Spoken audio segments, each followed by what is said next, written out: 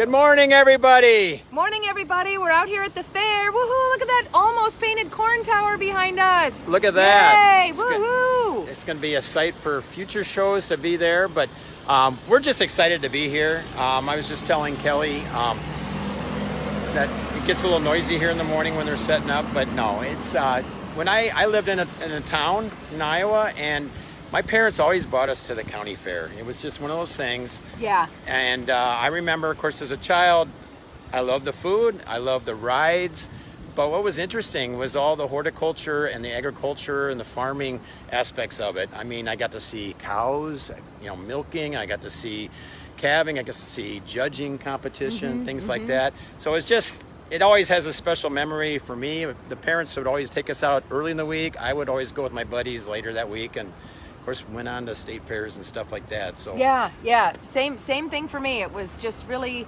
the fair was something you just waited for every summer, and I particularly liked the 4-H stuff. I was never involved in 4-H, but I loved seeing the animals. I loved seeing the sewing stuff, of course, and then I also really loved the plants that were there, and just looking at everything, stopping at the milk booth, to get a glass of milk. All you can drink milk. Oh my gosh, yeah, all you can drink milk.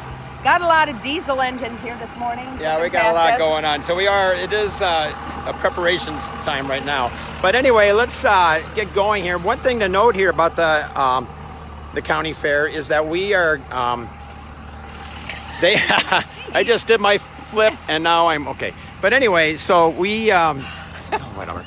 What are you doing? What am I doing? So anyway, so here's that way. This is the main midway, but just a couple things about the county fair is they are looking at having actually in 2019 they had 200,000 people here. Woo-hoo! And then I just saw that they're expecting, based on other fairs that have already occurred, that it's actually going to be higher. It's going to be like 225 or 240,000 people. We missed the fair last year. We're making up for it this year. We missed it, and then most importantly, Kelly, is Master Gardeners haven't been here. We haven't been here for a long time. And when I first became a Master Gardener back in '98, I was only involved for a couple of years because I had a kiddo, but yeah, I didn't know we weren't here, and I was talking with actually somebody from the Rochester Public Library, and I said, oh yeah, we're always at the fair. I had no idea we hadn't been here. So it's really nice to be back this year. Really awesome to be back this year. And we're going to talk a little bit about what we're going to do, but let's walk into, the Hort building. And of course, here's the issue, because it's always reverse image, but okay. We are Master Gardeners are going to be in the Hort building here. We're going to be in Building 40, the Horticulture Skills Domestic Arts building. So as you can see this, we're right off midway here, and we're going to go in right now and got a nice cool day for the fair today. Yep. So we got some judging going on over there, and this is domestic arts and crafts and horticulture. This is always my favorite building because food is represented here. We got judging of agricultural crops, we've got judging of edibles and non-edibles, and it's just a great place to come and see what everybody's grown in their garden. And further down, we've got judging of some really, really beautiful plants. You can bring your house plants, enter your house plants here. You can enter flowers. A lot of people do flower arranging, so they enter their arrangements, and those are going to be coming on Thursday for judging, I believe. And we've got Leslie McGillivray-Rivas here. Yes, intern, but she's a very experienced gardener. Master Gardener intern this year, but also I'm horticulture superintendent at the Olmsted County Free Fair. Yeah, wow. So this is how she's doing her intern hours. She's sort of double dipping this year with the fair and the Master Gardeners, which is pretty awesome. It's a very easy way to get your intern hours in. I try to welcome a co-superintendent after doing this. So here's my promotion for you. If you want to have some hours and do something very enriching that engages the public and meet so many wonderful people. I mean, you'll see as they take you down to the exhibits that are being judged right now, so many wonderful people came in yesterday. Wonderful chats we had, and just the love everybody has. Yeah, it's about the community. It is. It's about the community, making our world a better place. There you go. Thanks.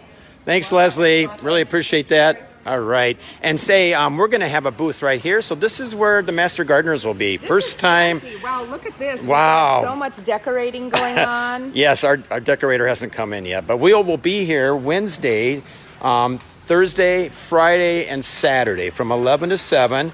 And what's interesting is we're going to have some themes. We're going to have the first day, Wednesday, is going to be container gardening. And we got a good number. Maybe you could give them a better view. Maybe a better view. Yeah, that's better to look at. Let's walk to the Gladiolas. Let's walk over there. Can you read and talk at the I can same read, time? and chew gum. And chew gum. Yes. videography? Okay, thanks, Leslie. All right, so we're so again, Wednesday is container garden, which we'll feature, and then on Thursday we're going to talk about tomatoes. I've got tomatoes, now what? And we all know the challenges of getting those tomatoes ripe the way you want. And then on Friday we're going to be talking about the perennials, and then Saturday, I'm particularly excited about this presentation of dahlias on Saturday. We've got a couple of them going on, and I've never really grown dahlias before. I'm not so much into ornamental horticulture. I mean, of course, yeah, I like ornamentals, but you know me, I'm into utilitarian gardening, growing food. But so the dahlia that's gonna be a challenge on Saturday is going to be pretty cool. So look at these hosta leaves here, So Tom. let's look at this. So we There's got some pretty neat ones so we here. have this is the display area for some competition on different kind of plants. And today we have, it looks like hosta going over here. We have. We'll show about the gladiolas. So okay, So I'm guessing. okay, so- I'm guessing this one is Sum and Substance. What do you Okay. think? This one right here. Doesn't this look like Wow. Sum and Substance? Well, if you know your I'm hostas. Wrong. I'm wrong. It's Key West large. It's in the large category. And a lot of Sum and Substance is one of the only hostas that can take full sun, which is kind of cool. Okay. So here's some big leaf ones over here. We got some smaller hostas over here. Yep. And then, wow, we bunch got of gladiolas. Look at Aren't that. they beautiful? Yes, Boy, this wonderful. took something to get these bloom this time of year. Usually have they don't come till August. Don't And a they? whole variety over there. So Phlox and zinnia, hydrangea, sunflowers. beautiful. Look at these houseplants over here. And then, yes, there's some other competitions and stuff that people do. I always wanted my mom to enter her Hoya. She's got this incredible Hoya that hangs from one of her, she's got like a wooden cathedral ceiling, and it hangs from the very top all the way down, and it blooms over here. And I can say, Mom, bring your Hoya, bring your Hoya. This is kind of some neat things. Looks like there's room for more entrance, and then we've got some flower arranging. Some flower that's been done. arranging, which is going to be Yeah. going, and some competition. So again, Leslie's been coordinating this, but this is domestic crafts, and as you can see here, we have all We got kinds quilts of and quilts. hay, quilts made of Quilts. cotton, right?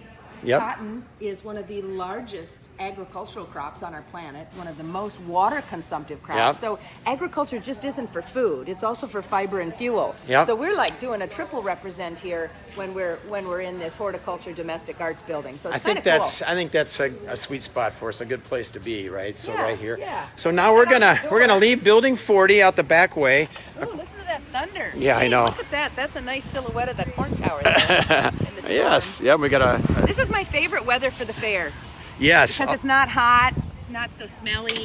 and we can actually get out there a little bit and So here's the 4-H building. So they got some nice pollinators over here. yep, They're pretty great. got a little pollinators in the front. And we then got somebody washing Kelly's, their cow. Yes, oh yeah, and here's Let's go see the cow. here's what I was Oh my talking. gosh. Here's That what I was looks like talking a about. Jersey or a Guernsey. They're Yeah. so pretty. I love the Or what color. is the other one called? Swiss brown, Swiss brown, yep. brown Swiss. They're pretty. So Look out at that, here, look at that cow. Oh, that's not a cow. That's a bull. That's a bull. so we're out here, and it Just looks like walking through so next Grand to the Marina 3 is looks like some cattle. cattle judging and Cattle stuff. wanna- There's a and nice hey, green look at- space here. Let's talk about one of our priorities, nearby nature. What is this? What biome is this right here? This is your quiz for the day. My biome. Yeah. Well, it looks like a savanna, kind of like a what oak kind? tree savanna. Yeah, it's a portion of oak savanna, which is what kind of a lot of this area was at the edge of karst, the middle of Olmsted County, where it goes to glacial till in the west, and then we got the serious karst geology on the east side of the county. But yeah, it's a little remnant of oak savanna. So when you're coming out to the fair, bring a picnic, eat some food. I think I've Grab picnicked some here food. several times. This is a I sure nice have. area. I always thought it'd be really cool to Gosh. hang a bunch of swings here for the fair, so people could just Oh yeah. you know, the good old-fashioned kind with the big ropes in your hand and a nice wooden seat. It could just be temporary. I think these limbs could handle it. So where are we going now? This is quite the hike. I know, probably we're not doing a enjoying little this bit of a walk. hike. Of course, you know, you've known us to do some hikes when we were over at Cascade Meadows and the like. But yes, we're coming up around Grand Marina 4. And we have a little area Don't here. trip on the curb, Tom. And don't trip on the Oh, you're curbs. going up on the sidewalk. All right, wow, that's fancy. So we're coming up, going to be walking us in here. So we do have a demonstration garden here, Kelly. Yeah, what's so, the specialty of this demonstration? Well, that's a good topic. We'll talk about it. But it was something else first. Yeah. It was a designated rain garden as one of the... Really? A rain garden? Truly? Well, we'll talk about that when we get closer. But it was a rain garden starting in one of those projects. I think they did like 30 of them in 2009. Yeah, there was a grants for that. Yep, so they designated that, and then in 2017, actually the year that I started as an intern, the coordinator said, "Hey, we want to take over this garden. Does anybody want to take it over?" And so we decided to make it more of a pollinator garden. So Kelly and I are going to walk through it here a little bit, but this is one of our demonstration gardens. And it's kind of nice because we hope if you come out here in the fair that you stop by and walk through it. So let's talk a little bit about, and of course the key here is pollinator garden. We want different colors. We want different shapes, different textures, and as you can see here, we've been working on it. So up here, you can see in the signs here, we've got the demonstration rain garden. So Kelly kind of chided me a little bit saying, like, I don't know if this is really a rain garden. So why is that, Kelly? Okay, here I am going to be critical. I'm going to be critical, but here's the deal. A rain garden shouldn't have a stormwater drain at the bottom of it. The whole purpose of a rain garden is to absorb water, hold water, infiltrate water, and release it slowly into the soil. When you've got a big, huge stormwater drain at the bottom, how slowly is that water being released into our stormwater system? It's going right in there, and there's no contaminants that are going to be taken out, right? There you go, exactly. So no contaminants are taken out. So not to criticize, the program has gotten better, but a true rain garden is not going to have a drain in the bottom of it. The purpose of a rain garden is to actually fill up, hold water for a maximum of like 72 hours. Many plants that are rain garden ready or that enjoy being planted in a rain garden, enjoy having wet feet, quote unquote, can tolerate water soaking for up to 3 days. And of course we don't have that option this year because we're in a drought. But so yeah, that's the whole key, is that this should be deep enough to hold water, and it infiltrates into a permeable soil substrate. Yep. So I think the challenges here that they had with the is pretty much, now that they've added 4 hockey arenas here, all this water pretty much comes down here, which we'll get a little bit closer view of. So I think they're a little afraid of the retention, but it's still something that we've got a large amount of water that's really closely located to the foundations of buildings. Actually, I don't know if these buildings have foundations or if they're slab on grade, but yeah, you wanna site your rain garden about 10 feet away from the foundation of your house, because as it infiltrates the soil, that concrete will stay moist, and concrete ages better when it can remain dry. So yeah, this is a great demonstration site with lots of pollinator plants, but I don't know that I'd call it a rain garden. So we'll work on that. But I think the key thing here is one of the things that myself, Kay Eberman, who was kind of leading it with me, is that we wanted to get 40 to 50 different plant varieties in here, and I think we've accomplished that. We got this footpath in here, and then we've got one of my favorite words, signage. We've got some pollinator signs here that are developed by the Arboretum in conjunction with the Extension Master Gardeners, so that people can kind of learn a little bit about pollinators and the value of them and whatever. But so are we going to talk about this plant right here? You know, this plant I know. Campanella, is it? Campanula. Everybody hears me talk about Campanula rapunguloides. Talk about a highly invasive plant. This is actually considered a noxious weed in Wisconsin. Haven't checked it in Minnesota, but it's like an illegal noxious weed in Wisconsin. The really neat thing about this plant is that it's an awesome pollinator. I haven't actually researched how much protein is derived with each feeding with pollinators. I don't know if it's a good source of protein from pollen like dandelions are and creeping Charlie isn't so much, but bees love this, other pollinators love this, but it is highly invasive. Actually, this plant is in the root system of this Baptisia. Yes, so there were took it over. 3 Baptisias planted here, and it looks like whoever's been maintaining is cutting off the Baptisia because they're thinking this is the plant that's the keeper, but this is not the keeper. This is something that needs to be eradicated. eventually it's going to be kind of difficult to do because these roots of the campanula have infiltrated into the baptisia, and then there's another one over here. So it'd be really great to eliminate this plant from the site, and if you could pull the stalks to prevent those seeds that are forming right now from dropping to the ground, it's going to make the job of cleaning this up a lot easier before more sprout next spring. And I'm going to confess that, Kelly mentioned to me about this a couple days ago, and we're going to work on this. We just want to let it continue to flower during the county fair here, but then we'll address that, Kelly. Yeah, a lot of plants are great pollinator plants, but if you let them go to seed, then you have the problem. So, yep. Yeah. And then here's another one we talked about. This nodding onion. Yeah. This nodding onion, this allium. Actually, is it a wild garlic? This one I'm actually really not that familiar with, but this could easily be divided. You could get five plants out of each one of these and spread them out so that you've actually got a dense ground cover and you've actually got living cover on the soil instead of having so much mulch exposed. So a lot of these can be divided to really fill in this space so that you don't even see any mulch. Yeah, and Kelly mentioned that we probably should have been letting this spread kind of as a ground cover. We do have a lot of open space here with the mulch that's being put in. We've got some other ground covers. We got some bugleweed or ajuga. Beautiful phlox. Yeah, and this phlox is just... So we added some phlox. I think we've got 3 or 4 bunches of that. That's just gorgeous and blooming just in time. We got some Joe Pye weed over here. And obviously one other feature in here, why don't we talk... Look at this. Check this out. So... Well, we got a wild thing. Well, the terminal bud has been cut off here, so the phlox is sending out other shoots. But as I look at these leaves have a different texture. Is that Dane's rocket? What is that? Well, I don't know. So I'm wondering, is this 4 petals? Is this actually a phlox that's sported? Is it 4 petals? Because these phlox have... Yeah, so... They have 5. Yeah, interesting. So this is something that's grown in the spot here, and if you look carefully, this should not be included with this other plant. So this one needs to be dug out. It's actually not a part. You can see how the habit, the growth features, the physiology of this plant is very different than the phlox that's there.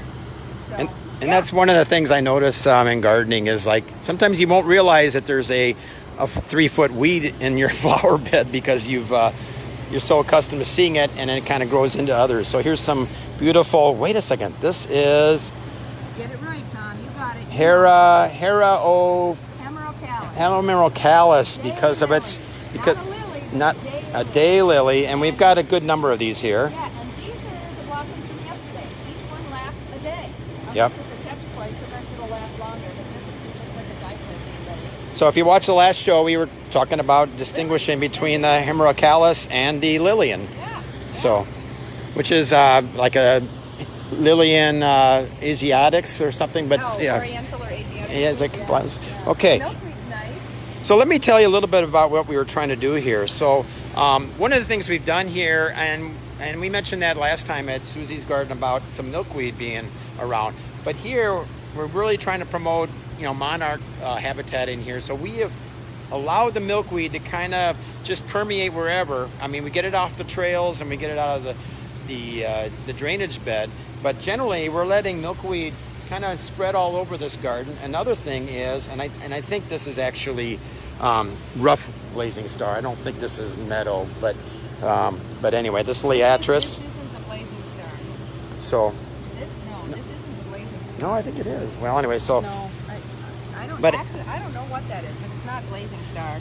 Big. Liatris pygmostachys. No. Okay, and then here's some butterfly weed here. Look at the great milkweed pods that are forming. We got some good ones. And if you get milkweed pods in the summertime because you want to start your own milkweed, get them a little moist, pop them in a Ziploc baggie with a wet paper towel, or actually pour a teaspoon of water in there and shove them in your freezer for. You need a minimum of about 85 days, 60 days, something like that.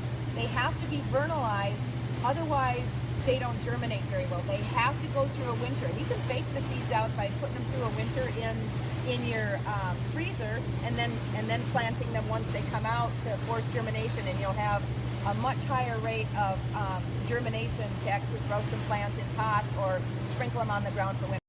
But these seeds have to to go through Yeah. a winter to be able to germinate. And I think well. that's one thing I've noticed, and others, they asked me, I said, well, golly, I spread milkweed seed all over the place and nothing came up. And then maybe a year later, Right, because it they went through winter. winterized, Yep. So I think that's one of the things it's not commonly known is if you're going to have these seeds, you got to winterize them, get them going, or else they're not going to. Fertilization, cold stratification is really important.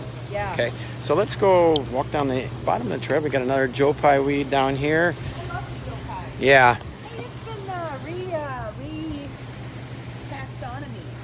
reclassified. Reclassified? Yeah, I don't think it's eupatorium anymore. I don't know what it is. Who knows? Who knows? Hey, there's the quiz for the day. What has eupatorium been reclassified to? Because I don't remember. So a different family? Are you talking family or genus? Genus. Okay, genus. Okay. Yeah. We got some more white phlox down there. Yeah, we they're got really pretty. some irises that we picked up. What's this? We got. Oh my gosh, that's Verbascum thapsus, Tom. Look at that. And I love that plant. Yeah, But it's pretty cool. Are we gonna let it grow, or are we gonna let it be there? We're gonna let it be there because what stage is it in right now? This is a biennial, right? Yeah. And it's just its first year, so Yeah, it's got in its. its rosette first year stage, and next year it's gonna force up a stalk, really tall, taller than you, with pretty yellow blossoms on it. Yeah, this is great. So mullein is the up, and we've kind had of a medicinal. You can use it as a medicinal. Yeah, but yeah, one of my favorites. I've got one in my annual bed right now. Yeah, we had a little challenge on that, I think, on our Facebook group about everybody showing their mullein. So, yep, and we got some more wonderful milkweed there, and there's the irises. So, let's see what else. Okay, so here's the drainage bed. So as you can see, we get a big spout there, and we've got a lot of. It kind of comes down this dry wash here, this rill. Yep. And it goes right into a drain. I know. So let's look. Where does that drain go? It's going right into the stormwater system, right? Yeah, So- right into our rivers, creeks, lakes. Yep. So, and then getting back to Hyriocalis and ditch lilies and stuff, we do have one orange ditch lily that we kept here and also on the other side, but we have been replacing them with these other. Cup plant. We do have some cup. Silphium. Oh, yes. Yeah, Silphium cup plant. So talk about what's cool about cup plant, Tom. You know why I think they get the name cup plant is that because when we get rain, this thing will hold water, and there's actually, even birds will go in there and play around in the water or get a drink. So this will hold a good amount of water, and so the cup plant. It's not a fancy name, but that's what it does. Silphium. Yeah, what's the scientific name? I don't know the specific epithet. I can't think of what. So there's another question for people to something. post, but Yeah, Silphium, not lacinata. I can't remember what it is. but it's just interesting how these leaves are so tight together here. It's not like they're opposite or adjacent or anything like that, but they're just alternate. But they will hold some water in there. So Well, all right, they're opposite. opposite, but it's kind of got a basil.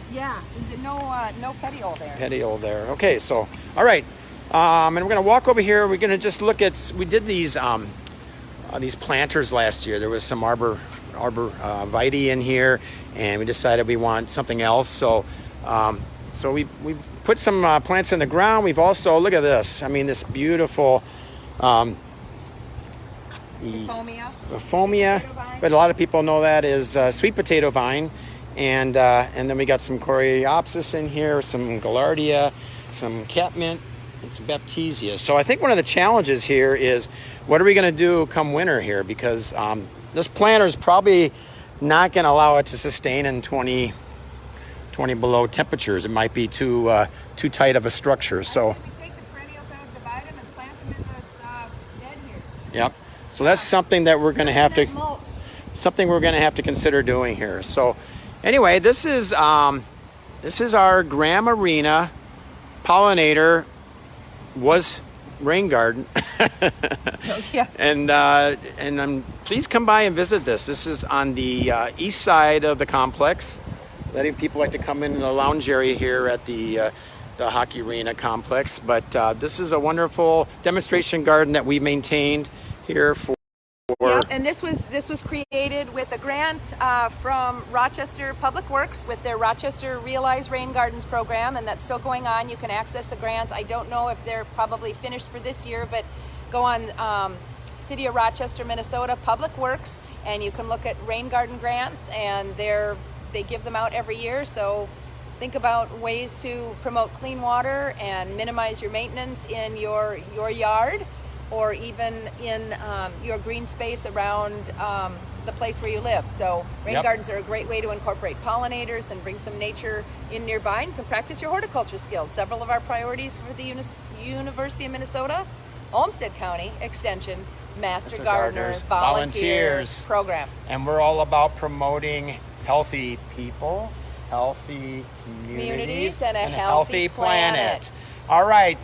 Rock your day. Rock your day. We're again at the Olmsted County Fair that's back. Free fair. And we'll be here. It's free, and you just need to find a place to park and get in here, and then visit us on Wednesday through Saturday. We're there to ask questions. We're also going to be recruiting here shortly. Yeah. So for interns next year. Go on our University of Minnesota Extension website, Olmsted County, and consider becoming a Master Gardener. We need more Master Gardeners to fill out our priorities. You'll love our community. It's a bunch of people that are really interested in doing good for the community and our planet. All right. Okay.